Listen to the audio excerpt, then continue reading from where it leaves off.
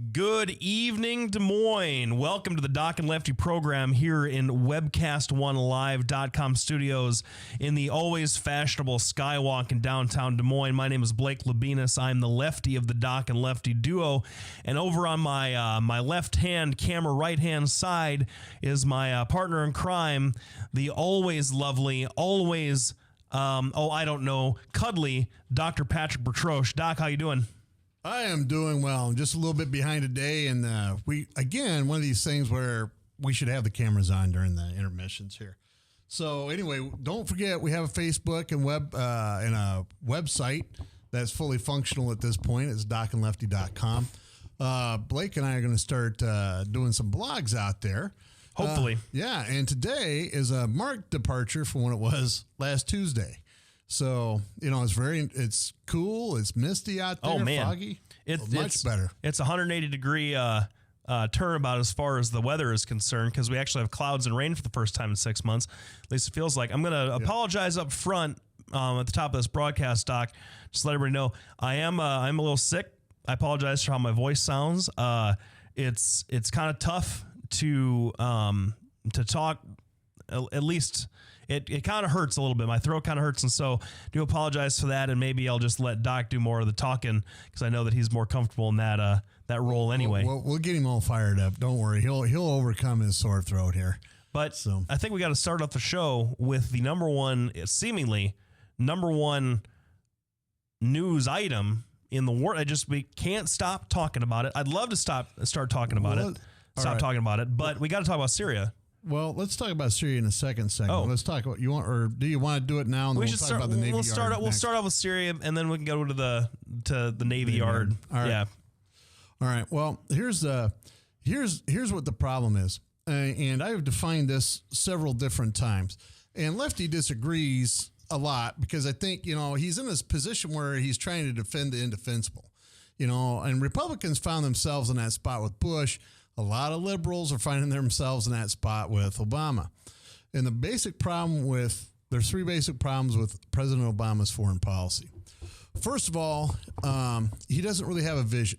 When you're dealing with foreign policy, you have to have a vision of what you want to accomplish in engaging these other countries. It's a lot like business. You just can't go out there and say something and expect people to beat your doors down. You have to go out there. You have to have something that they can relate to. You have to have something that, some kind of goal. And outside of Obama's apology tour, which I really think is part of the problem, outside of the apology tour, he's really not had any kind of substantive foreign policy. And that creates a lot of the other problems that we're seeing now. Where do we go? What do we do? Why are we in Syria? Why are we helping, the Syrian rebels, but not the Libyan rebels, so to speak? Why are we even in Libya? There's problems in Iran. So how come we're not helping the Iranian liberals? How come we're not helping the Malaysian rebels? I mean, we have all these different questions. The second thing is Obama seems to have this thing that this attitude that if he simply speaks a sentence, miracles will occur. And the first proof of that was the apology tour, and it's kind of continued on throughout all of his policies. The problem is here, he basically tried to send a message, do a gesture with the threat of American military might. And the problem is if you're going to threaten American military might, you'd better be ready to do it all the way. I don't think Blake's going to disagree with us on that one. I mean, if you're going to threaten military action from the United States, you have to be ready to engage in military action from the United States. And the third problem that we have is we have the Russians with a direct interest in the Syrian regime, and have had this interest since after World War II, since right after World War II. They have been like Israel is our close ally. You're not going to find a closer ally in the Middle East other than besides Syria for the Russians. So the Russians have a vested national interest in making sure Assad stays in power. And quite frankly, the United States doesn't have a vested national interest in anything happening in Syria. And those are the three problems basically that are coming on. Now, I put on a Facebook post today that Blake has taken exception to. And I'll read it right here real quick. But essentially, there's a law in place that says we're not allowed to support terrorist regimes or states that support terrorism. And the problem is, I actually have two problems.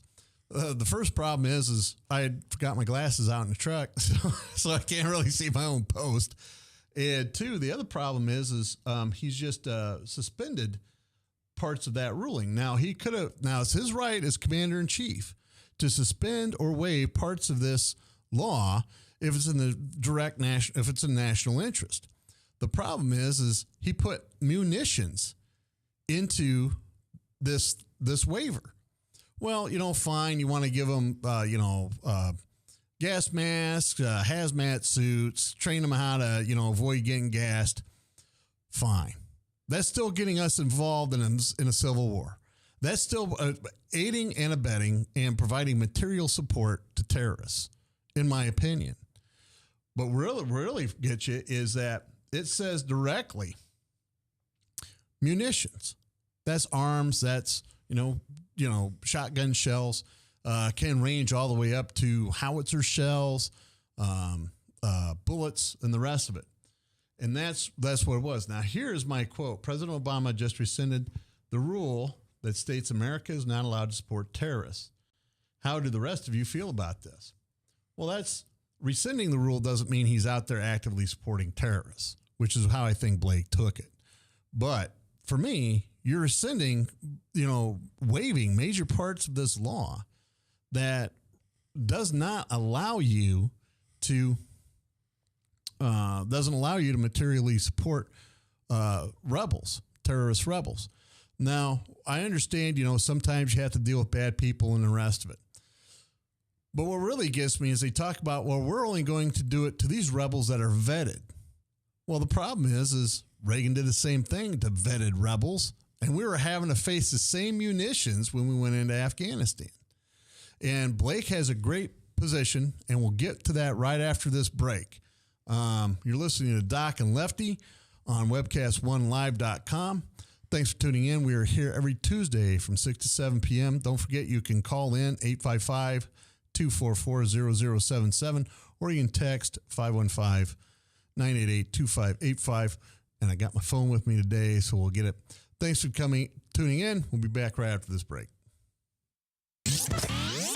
From the RE/MAX Real Estate Concept Studios, this is Webcast One Live.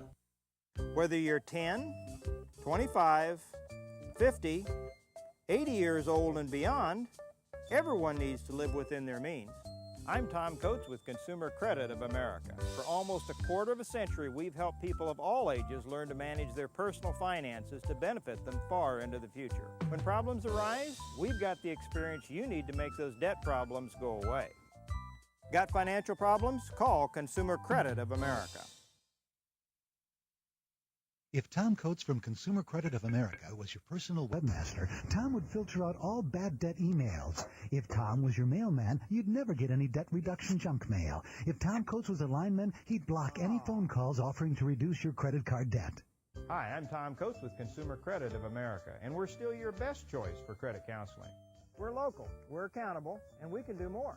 You make the call when the time's right for you. When it comes to competition, there really is none for Consumer Credit of America.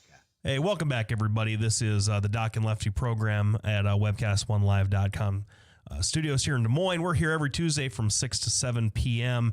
We really do enjoy being able to talk about some of the week's events with you guys. And so thank you so much for tuning in. The first segment, I thought the Doc did a very good job of setting up the issue with Syria and why we're really happy to not have Republicans running the show with respect to Syria, the Syrian question, since they can't seem to get, their facts straight. Anyway, I was going to respond to some of what you said there, Doc, and I apologize for the shot. Oh yeah. See, this is what happens every time he gives me a shot. And I didn't give you that shot, but this is a sacrifice I'm willing to make for our viewers. No, and trying to teach you how to talk to a liberal sanely. Well, you see, I feel like if I wasn't making a snide, sarcastic comment, you'd think that I was a lot sicker than I actually am. Oh, well, that's true. So, but no, just, but there were a lot of things that Doc set up that I do take issue with. I mean, the apology tour canard is so tired that I'm surprised that you rouse it from its slumber, because it's one of those things that it's a nice red meat thing for conservatives to say to each other, but everybody knows that it's, so much hot air. Well, not everybody. Well, the people overseas don't believe it's hot air. Well, I mean, I guess I don't remember the words "I'm sorry for America," slipping from Barack Obama's saintly lips.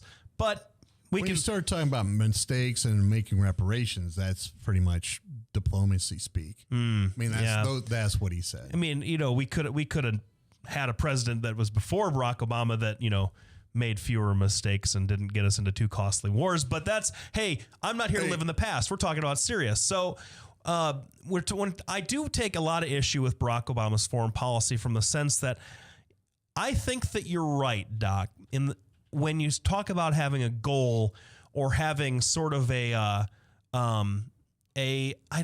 personality, and I think that we can talk about how Ronald Reagan's foreign policy had a certain personality, had a kind of a narrative to it that wasn't revealed until several years after he was out of office. Bill Clinton, a lot the same way. George Bush, I think it took effect almost immediately. And that's, if you listen to some of the interviews that some of the administration officials gave over the weekend, one of them that I thought was really telling was, and now it escapes me who mentioned this, but it was an administration official who was asked the question, do you think that there's an Obama doctrine like there was a George Bush doctrine?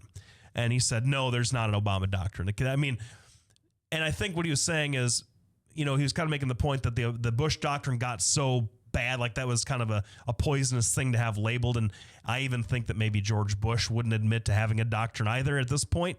But still, you don't want some of your own people saying that there's no Obama sense of his own foreign policy. And I think that there were a lot of issues that were disorganized about Syria, which is troubling since they've had 2 years to kind of get their arms around it, although it is a really complicated issue.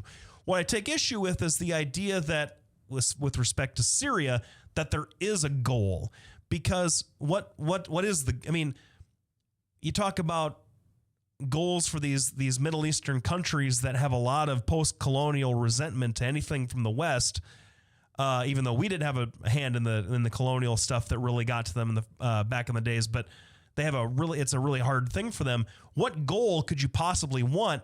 And when you're talking about Syria, I mean, it's such a pit of just conflicting interests and things that what you saw was an offhanded, sarcastic comment almost trip us blindly down the path to a resolution, where I think that the administration. Are you talking about Kerry's thing? Yep. When I hear people talk, when I hear conservatives criticizing the president about this whole Vladimir Putin eating his lunch and all that kind of stuff, first of all, nobody's serious.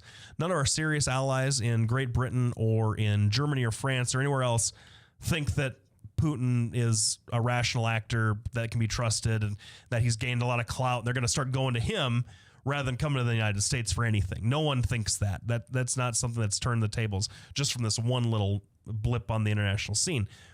But you do have to admit, the only reason that we're here in the first place is because we threatened to launch missiles at Syria. Had that not been something that was proposed, where the president said, hey, I'm going to do this, I don't need congressional authority, and all the Republicans trying to make political hay said, the hell you don't. Sorry about that, Mac. The heck you don't need congressional authority. You better come and get permission from us. And the president said, well, maybe I jumped the gun. I was a little too eager on that, so I'll get a vote. And then Kerry making a sarcastic comment, we wouldn't even have the makings of a deal, which looks like it's going to happen, and it looks like it's going to be effective.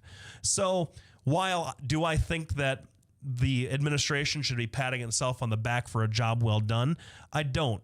But I do think that this constant drumbeat of conservative criticism about how this has been handled misses the larger point that if we can get these weapons out of the scene, which is very suspect because I don't know how they're going to do it, but get these weapons out of the scene, it doesn't matter how it was done. It matters that it got done. And the big the final point that I would make is I saw a lot of conservatives just get all teary-eyed and choked up about Vladimir Putin's op-ed. Boy, if you're getting insulted because the Russian president is saying that we're not exceptional, I think you probably need some self-esteem classes because that's a little bit much. Well, yeah, and I agree. There's a couple of points I want to make. One, the first point I'm going to make is it's going to be questionable whether we can get chemical weapons out of Syria, because I believe that the rebel forces do have chemical weapons, and I believe that they have used them. We've gone over on other shows why I believe that. The second thing about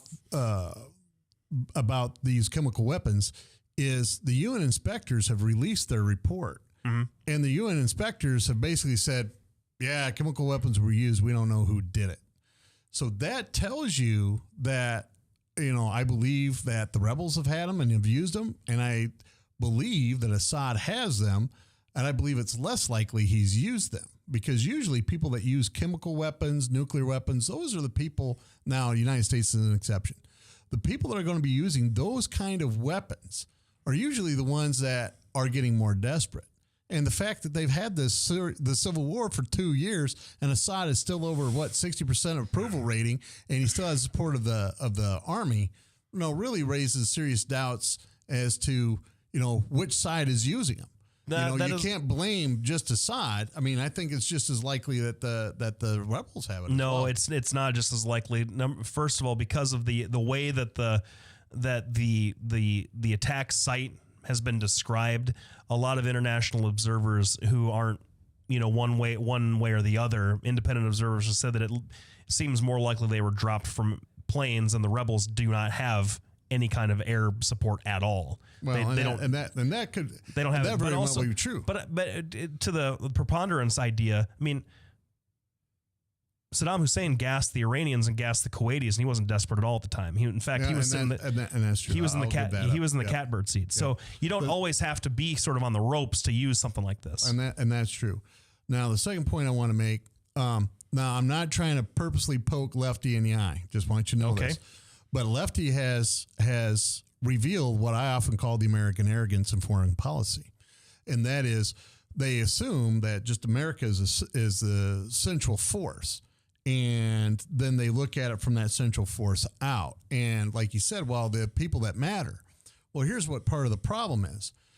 The other countries that matter in the world are countries like Azerbaijan and Kazakhstan that we don't even think about. And the reason that's important is because outside of Russia, these are the other people that have enough oil and the pipelines to supply Europe with oil and supply China with oil. They have struggled to maintain their independence. And now we have this sit down with Putin like we're equals. Whether it's over Syria or not, suddenly they're back at the table as equals, and they will look at that. Blake's right. The Germans don't care. The French don't care, because Putin isn't playing to them. Putin is playing to all those countries that lie along the Russian border that want to be independent. Who had 60 years of thumb on the scale Soviet rule over them. They're not gonna kowtow to Russia anytime soon. Well, but unless they get invaded. If they get invaded, the UN will be on Putin so fast his head will spin. Well, but you think that Putin cares what the UN thinks? No, not really. He cares about what what NATO thinks. Well, and that's true. If he wants to start World War III, that'd be a good way to do it. But we're not going to start World War III over those countries. Georgia was a good example. We're not going to go over there for Georgia or Azerbaijan or Kazakhstan. You just said they had all this oil, though. They guarantee have this oil. I guarantee if Putin threatens pipelines that go to China or Western Europe, that'll be an issue. Well, but you see, he's already threatened pipelines to do that through Ukraine, and he's not afraid to do it. He's done that over and over. My first trip to Ukraine, they had Russian planes flying over Ukraine trying to threaten them. I mean, this is the part that Americans just don't get. The Azerbaijanis and the Kazakhs are well, we're going just a little bit long. I'll finish my point. We'll come back to it. The Azerbaijanis and the rest of these countries, they are sitting there willing to try their independence, but they have to walk a careful line. And now suddenly, when we're suddenly backing away from Syria, when we're suddenly letting Russia sit at the table, making him look like he's got something going on, these other countries are going to stop and think twice about, well, really, am I going to poke the bear in the eye anymore? And it's not one of these things where suddenly they're going to be rushing back into the Russian arms, but they're going to have to stop and take a look at the U.S. and go, can these guys really do it? That's the problem with this whole Syria thing and the red line. This is part of the unintended consequences. We'll be back right after. Oh, let me talk to you about the Polk County GOP. That's my break, isn't it, Frank? Yes, he's nodding yes. Polk County GOP, they got the Rob Kelly dinner coming up. I believe it's in November. You can still get tickets at 280-6438 or at polkgop.com. You can get them online. It's a great event. They always have great speakers. It's always a nice venue. And, unlike most places, this really has some decent food. You can get VIP tickets as well. You can talk to Will Rogers about that, Daryl Carney or Ryan Keller.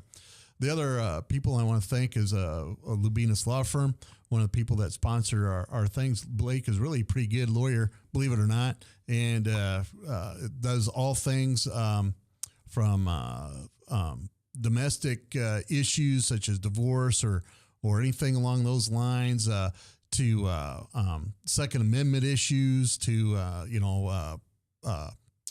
criminal defense.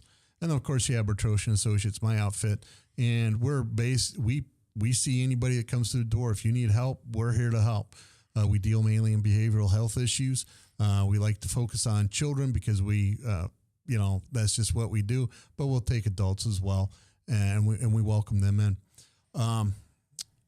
Now, I was going to just respond to. I mean, you talk about the arrogance of foreign policy, and I think that what you and I see that point, and I think that you've revealed what I would consider a lot of conservatives still seem to do is see this great red threat that is kind of a pre 1980s foreign policy where we actually had a credible superpower on the docket that was the USSR. Is Putin kind of a bully? Yeah, he acts like it. Does Russia still kind of bully its neighbors? Yeah, they kind of do, but it's not the USSR.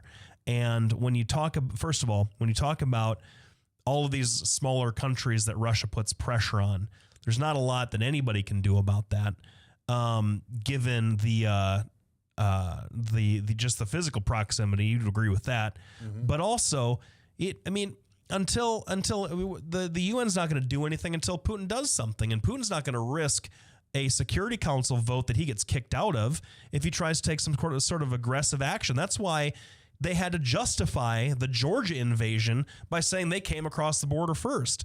If Vladimir Putin had imperialistic designs, well, and he might, who knows? But if he was able to act on them, he would have done it by now. The problem is he knows that the minute he does that, the Security Council kicks him out, and it's over for him. That means the entire rest of the world comes against him, and Russia can't sustain that. They just can't. It would send their economy in a tailspin. So while I'm not saying that a Russian relation, like the reset has utterly failed, and it has, I just don't see this whole Kazakhstan, all those old Soviet satellite countries. They haven't been looking to the U.S. for anything except for Poland has, but that's about it. Well, but you're in error in that. They've all looked to us.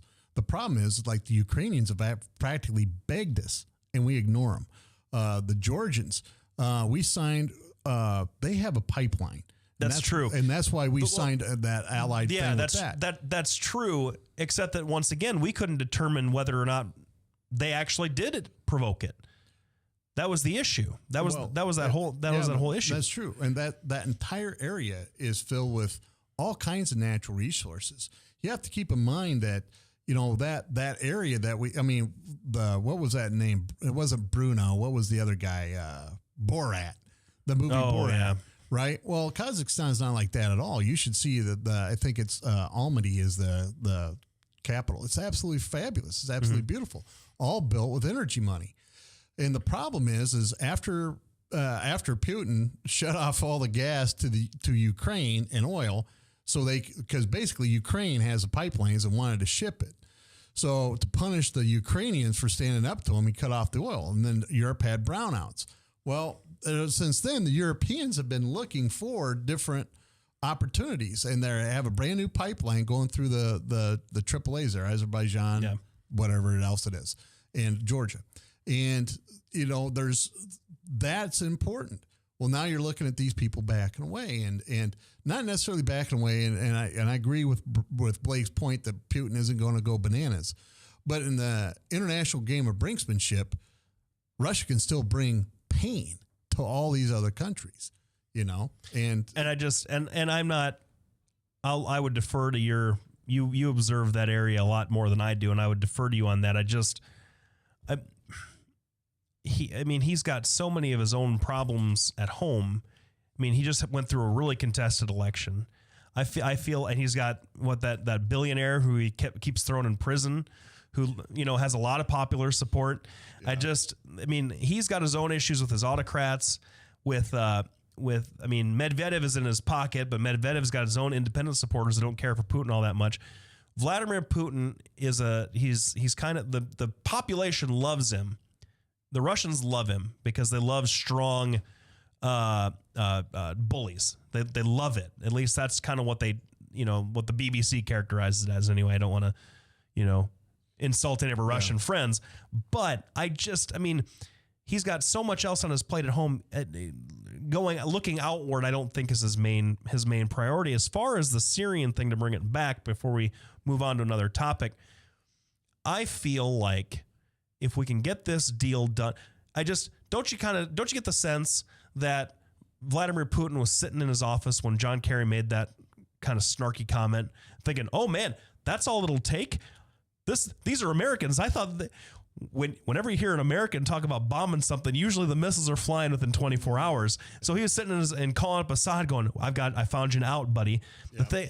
The last thing I'll say about it is I feel like the proposal and the chemical weapons and all that stuff tied to the American threat of military force, number one, but also Putin was the only guy that was going to get Bashar al-Assad to even hint at turning over his stockpile, because what was going to happen, what I saw happening, was the same thing that happened with Iraq, where George Bush sat there for 5 days or for 7 days threatening Saddam Hussein to turn over his weapons, to do all this stuff, and Hussein made no comment, had nothing to say, nothing, just radio silence, and then the war started. I saw the same thing happening over again, where Assad had nothing to say to Obama. He didn't care. If you're gonna bomb us, bomb us. We're already up a creek over here. So what's the difference? If we can't stand up to you. Speaking of being up a creek, I'm just reading this article that's just posted like 5 minutes ago on Fox that talks about the horrors of the healthcare system. And apparently, Assad is not bombing or wiping out the hospitals or anything. He's just not letting aid workers in. But the rebels are routinely bombing hospitals, are routinely killing doctors and nurses. And this is from a doctor that's over there. They quote a doctor there. I can get you his name here. Fatima Hamrouche apparently said that. But anyway, that's what's going on. And they're blaming directly the rebels for killing the doctors, making them flee, and destroying the hospitals. Apparently there's 470 some hospitals that were destroyed, and 5,000 physicians have fled, or 15,000 physicians have fled. So it's a real crisis over there. When we come back, we're going to talk about the Navy Yard shooting. We're going to listen to our sponsors to help us keep the lights on, the doors open, and the walls painted a nice pasty green. We'll be back right after the break. Listen to Doc and Lefty on webcast1live.com. I'm Brian Leach, owner and general manager of Service Legends. I brought along a couple of the home comfort heroes. Hi, I'm Tammy Wells. I am Nick Wondershide. I'm administrative manager. I'm the senior technician from Service Legends. It seems like every good thing, when you feel it to the bone that it's good, there's a lot of hard work put behind it.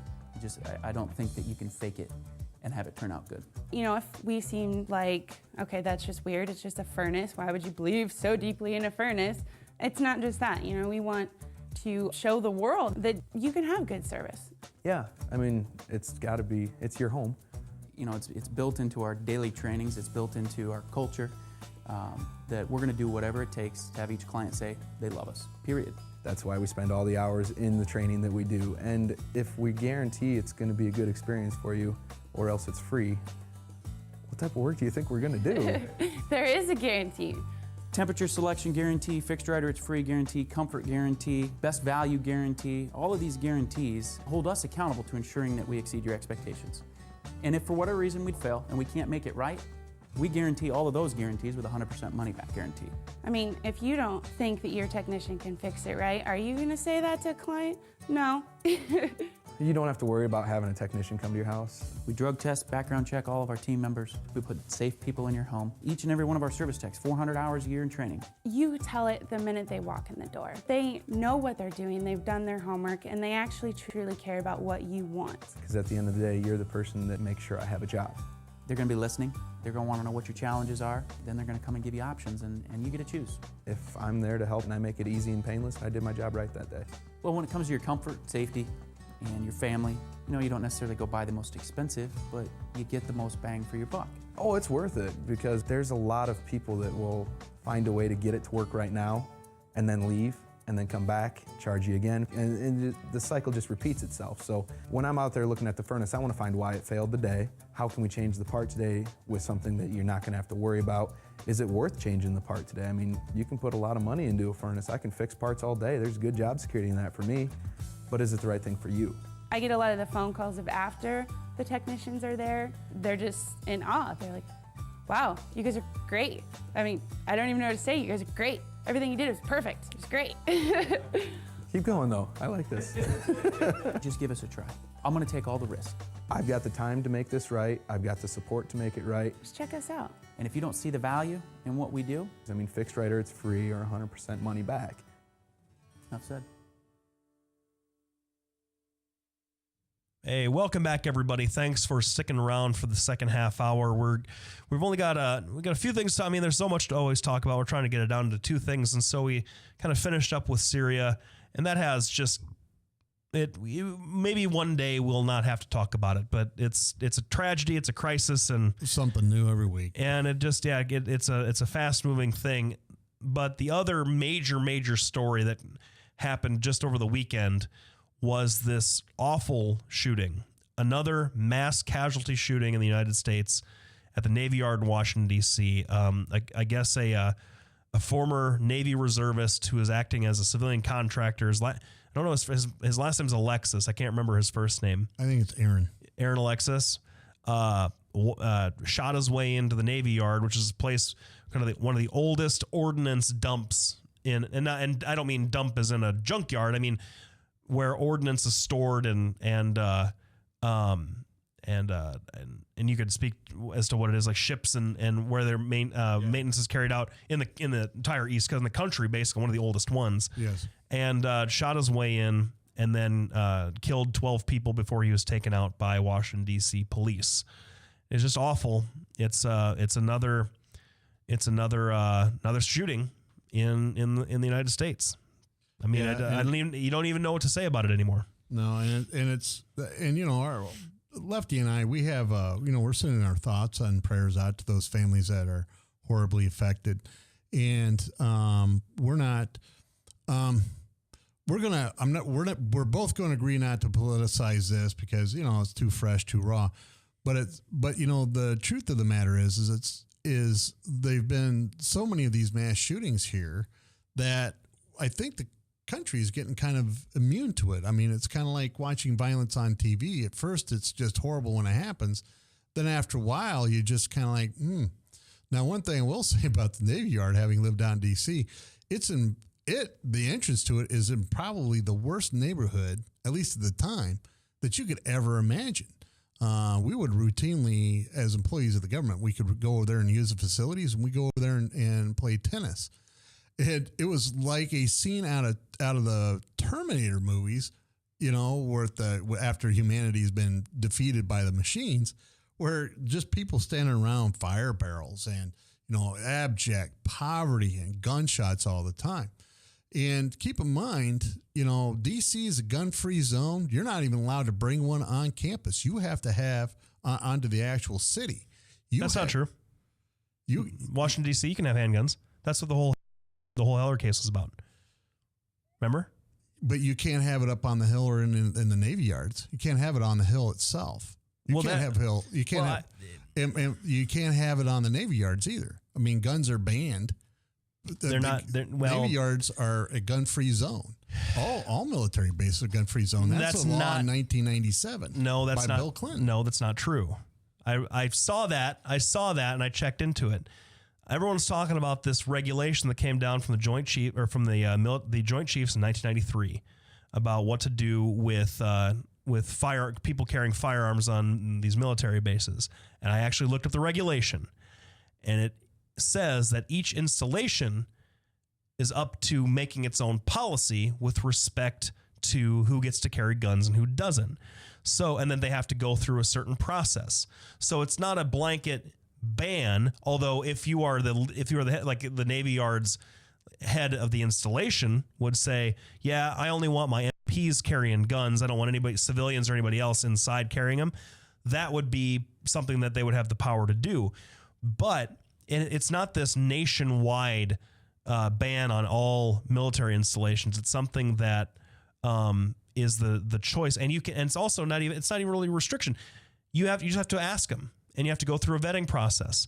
And the only way that you are banned from carrying a weapon is if you failed, if you had failed a background check, had sort of like personal or psychological problems in the past, had your security clearance revoked, and like I think one more, like it was 4 or 5 things that could outright prevent you from carrying. But there was no actual ban put in place with this regulation that everybody cites from the Clinton administration in 1993. Well, if you do a Google search, it'll bring it right up. Now, the first one, Blake always screams, geez, it's anything left than a radical left, anything right of a radical left-wing paper. He always says, geez, it's too conservative. But I bring up four articles about this. Mm-hmm. And basically in 1997, that's when the military-based gun ban happened. So I agree with you. In 1993, Joint Chiefs brought that down, but Clinton took it a step farther in 1997. And it appears that we've lost our internet. Frank, we still have our internet. So, because it's not going to give you the rule and everything else. So that's what the problem is. Because if these people on the bases were armed, Fort Hood wouldn't have happened. They wouldn't have had to wait for the city to come in to stop it. And number two, they would have been able to stop it here before 12 people got killed. I mean, it's not like this guy walked in, there were 50 people saying, hey, shoot us. That might have been true at the beginning, but hitting a moving target is very difficult, And so that's really what the problem is our military bases are gun-free zones. And it's just awful and tragic. He obeyed all the laws, got everything legally, and now they're starting to make this big deal that he had a mental illness. So the next problem is me being a psychiatrist. That's going to be the majority problems. People are going to want to take away the rights of people that aren't mentally ill but have seen a psychiatrist, which has been several bills introduced since the Newtown shooting. This is what I don't understand. I mean, I don't know what else you want. The news reports that came out of this shooting said that he killed an MP to get in. He shot his way into the yard, and then within a couple of minutes, the security personnel at the Navy Yard who were armed were firing back at him. This wasn't a case where he's going around and picking off unarmed people indiscriminately. This was a case where the victims that tragically died probably didn't have guns on them, but he was getting return fire, and that the police showed up within 2 minutes.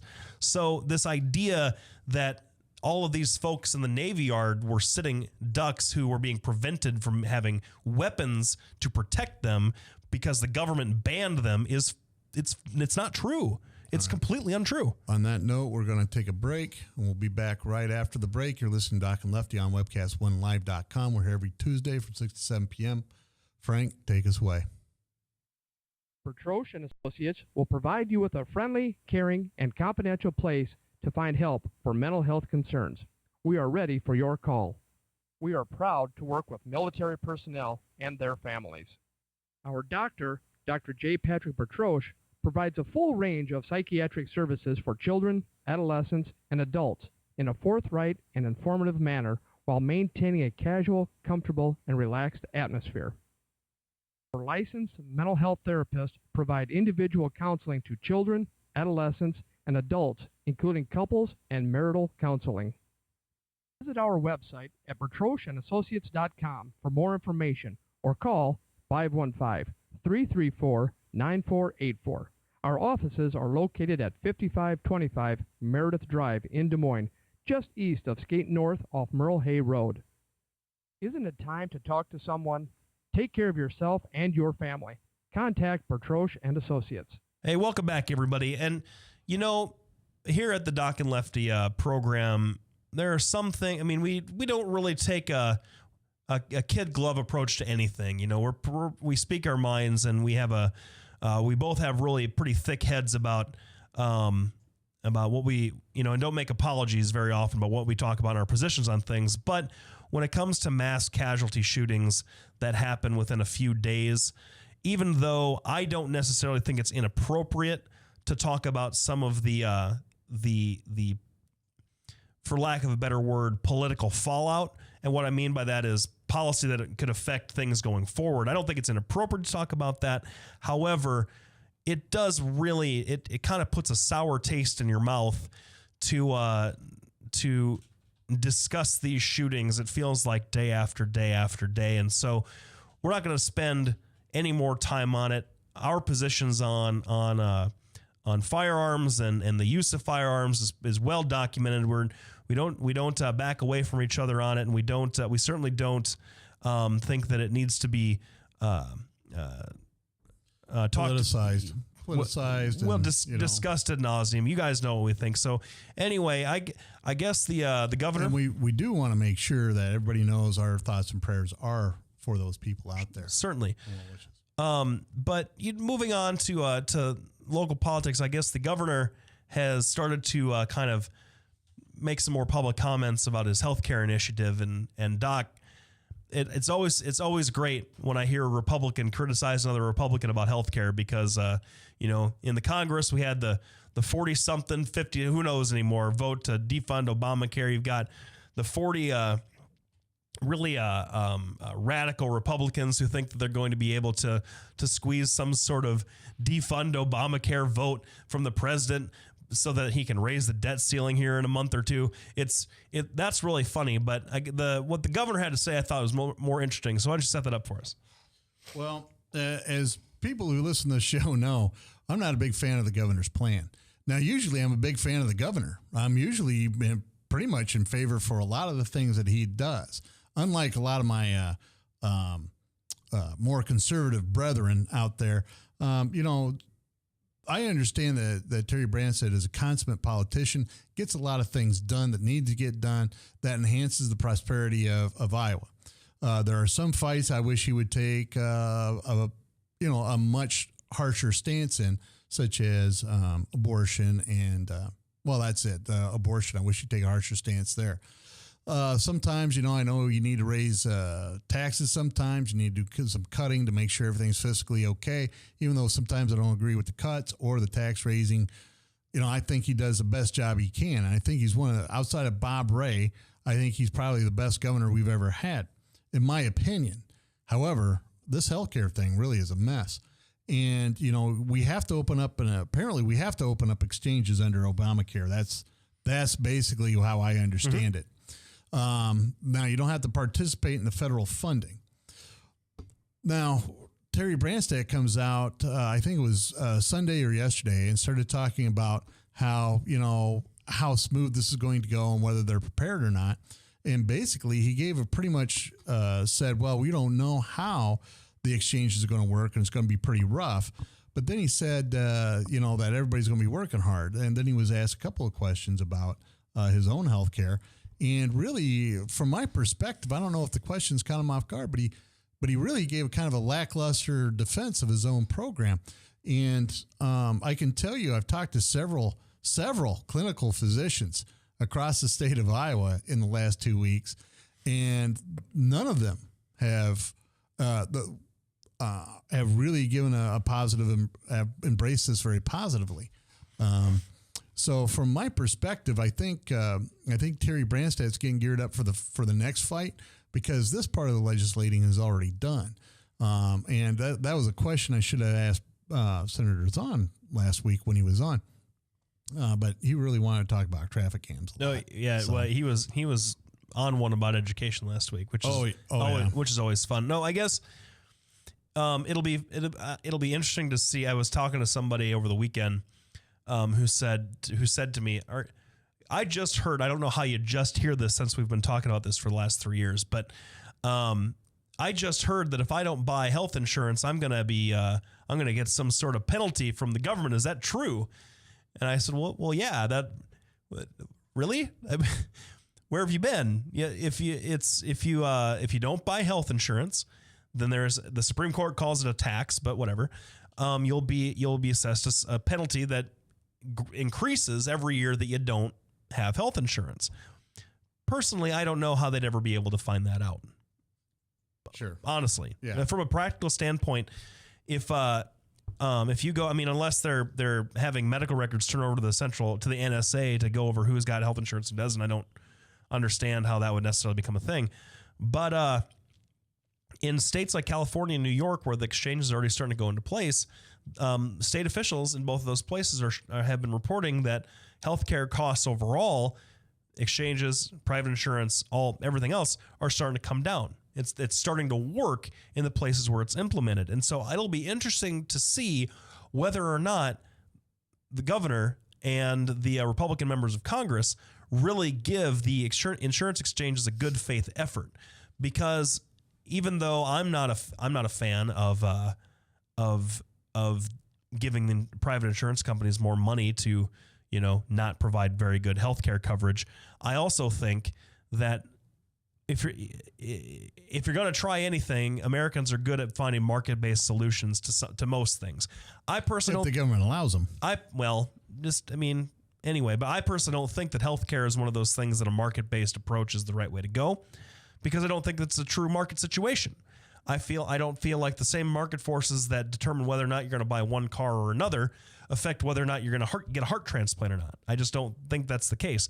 So, so everybody knows that I'm way more on the side of a socialized medicine, a socialist kind of program like you'd see in Norway or Sweden, or more government supplied healthcare than DACA is certainly. But this is the program we have, and I think it'll be interesting. And if they give it a good faith effort, it looks like it's working elsewhere in the country. You bet. We're going to be back right after this break. Frank, take us into a commercial if you would. These people sponsor our show, and we'd like you to go to their shop and support them because they support us. We'll be back right after the break. Petrosian Associates, how can I help you? Petrosh and Associates will provide you with a friendly, caring, and confidential place to find help for mental health concerns. We are ready for your call. Our doctor, Dr. J. Patrick Petrosh, provides a full range of psychiatric services for children, adolescents, and adults in a forthright and informative manner while maintaining a casual, comfortable, and relaxed atmosphere. Drug and alcohol addiction slowly steals a person's identity, tearing away pieces of their life little by little until one day it seems like the hope of a happy future is gone and there's no chance of getting it back. Here at St. Gregory Retreat Centers, we can assure you that there is hope. Our unique approach to recovery begins with the understanding that the dysfunction and damage caused by addiction can be overcome, not just dealt with. Don't let another day go by. Call St. Gregory today. From the RE/MAX Real Estate Concept Studios, this is Webcast One Live. Hey, welcome back, everybody. This is Lefty with Doc and Lefty, and we're coasting into the final few minutes of the program. I thought that we were particularly enlightening today, and maybe our viewers can chime in and tell us how great we were, but that might be a conversation for another day. when we do the Doc and Lefty Appreciation Show. Yeah, yes, because I was one of our frequent listeners, Wilbur, said he was going to either call or text in today if you really pissed him off. So if I did, yeah. So either you've been particularly conservative today, or I've been particularly liberal, and we'll just have to watch the show and see which one it went. Well, and maybe he just didn't know what to think because of that. It could be. It could absolutely be. I mean, I was seconds away from advocating for a ban on all firearms in the country, so I don't know how conservative that position is. But no, Doc, we were talking during the break about some of the other issues you had with this healthcare rollout, and I got to confess to you, folks, that when it comes to the healthcare plan, as articulated by the president, as passed by Congress, it just, for me, we have a call. We do. Oh my goodness. Well. We weren't. This is what happens when we're not prepared. So let me get my. Oh my goodness. Let me get my stuff in here. This is about as This is why we don't have a syndicated program. Okay, caller, you're on the air. This is Lefty, Doc and Lefty. How are you doing? Yeah, I'm good. Am I on the air? Yes, you are. What's your name, caller? Bill Bertroche. Joe Bertroche? Yeah. Is that any relation to Dr. Patrick Bertroche? Yeah, Pat's my little brother. And Lefty, I got to tell you. My biggest concern, I know you like the socialized medicine, but I don't know how many times you've traveled to other countries or been to Canada or Europe, but this socialized medicine that you like works if you're a fine, healthy young person. I just got back from Germany and Czechoslovakia, or now Czech Republic, and we had a gentleman from Canada with us, and he just loved the Canadian system. And the interesting thing was that he said, yeah, it's a great system. And then he said, unfortunately, I had to wait 6 months to get an MRI to confirm I had several mini strokes. So it was a good system until he needed it. And I just don't understand why that you, Lefty, would be so against a insurance company making a profit, because they certainly have somebody to be accountable for, or two, and the government has no accountability. And if you could ever define any government function that is more efficient than the private sector, I would like to know. Well, let's talk about who the private insurance companies are accountable to. They're certainly not accountable to their patients. They're accountable to their shareholders. They don't have any patience. Well, because what I think the point Joe's trying to make is the insurance companies, and I deal with this all the time, if Medicaid denies me coverage for medication, that's the end of it. That's the end of the conversation. It's no, and that's it. Whereas if I have a patient on Blue Cross Blue Shield that's paying premiums, that's their customer. So even though they have to be accountable to the shareholders, in a lot of ways, they also have to be accountable to the people that are being insured, particularly if it's like a large insurer or a large corporation. Mm-hmm. So I think that's part of the point Joe was making. And so I guess the question is how do you make government accountable to you, the individual? That's what we have elections for. But you can't unelect an insurance commissioner. Basically, the problem that you run into, and what I was talking about when I was talking about that healthcare isn't a market system. First of all, you'd have to agree that the idea of making a profit off of somebody's health or a disease, just to me, it strikes me as kind of a moral obscenity. But we can leave it right there. When it comes to this idea of we can make market choices that affect our healthcare decisions, I don't think that that's how people look at their healthcare. If you have like your anecdotal story about your friend from Canada having the mini strokes, whether or not he gets those mini strokes checked out is a function of how healthy he wants to be for the rest of his life. And I think that we'd all agree that we'd want to be as healthy as possible for the rest of our lives. So he's going to get the best care that he can possibly get. He's not going to say, well, I can deal with 6 mini strokes rather than 12, and this guy will give me he's going to give me 4 mini strokes rather than 6, but it's going to cost me 15% more, so I'm going to go with 6 rather than 4. That's not how healthcare decisions are calculated, and that's how people's behaviors works when it comes to healthcare decisions. You're missing the entire point. This gentleman had to wait the 6 months to get an MRI. It wasn't a choice that he made. It was the system. Mm-hmm. And I know it's anecdotal, but my wife is a family physician. Mm-hmm. There are many engineers because of Rockwell Collins here. Many of them are from Canada. Mm-hmm. And she has war story after war story about patients who bring their families to Cedar Rapids to get medical treatment because of the length of time it takes them to get treatment.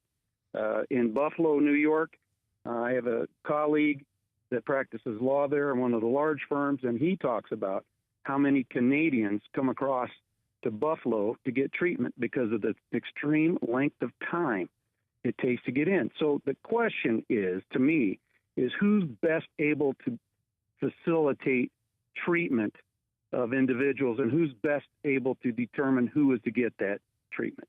And I am going to tell you, the U.S. government is not the best determinator of who should get health care and under what causes and what circumstances. And that's the problem. There is no redress whatsoever if you're a private citizen and the government says no. So that's the problem.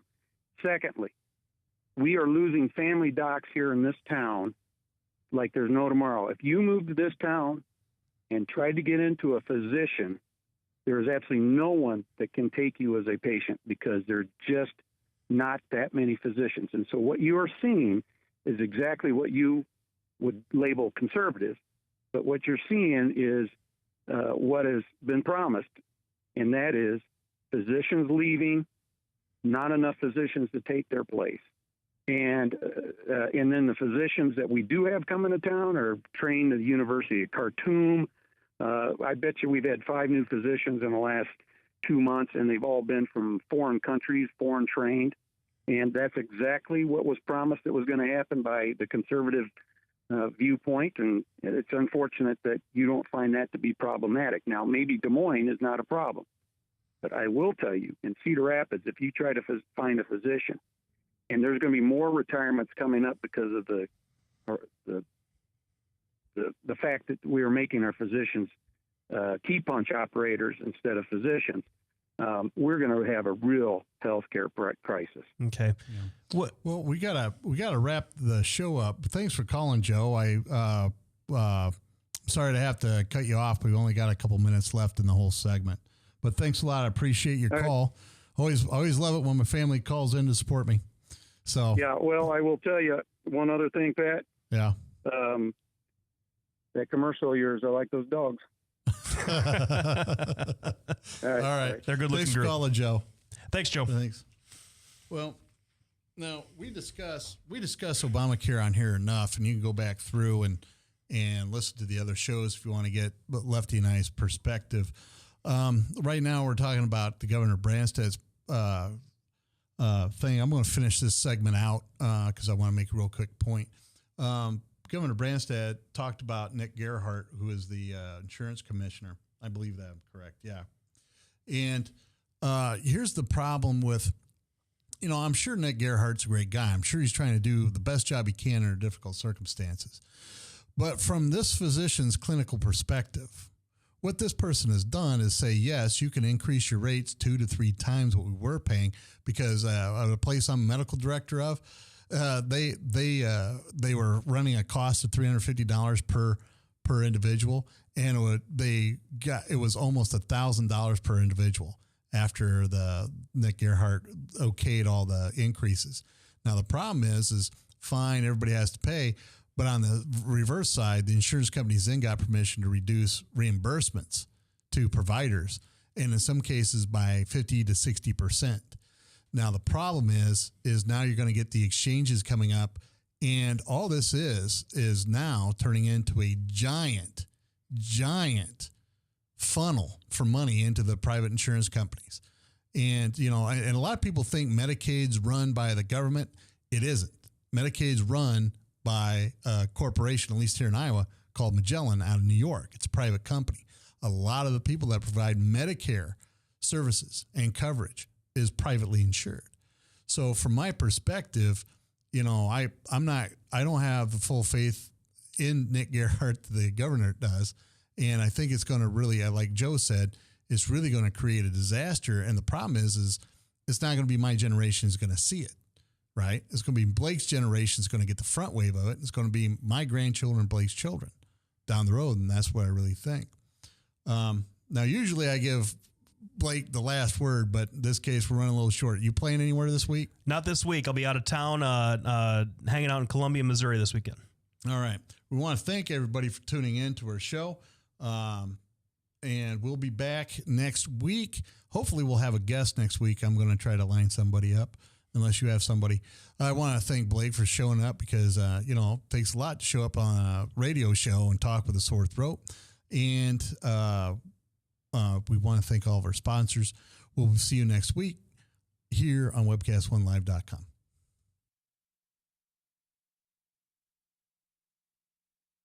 Hi, I'm Representative Tom Shaw, and I love these guys. Both of them. Love these guys. Get over here. Get over here. Love both of them.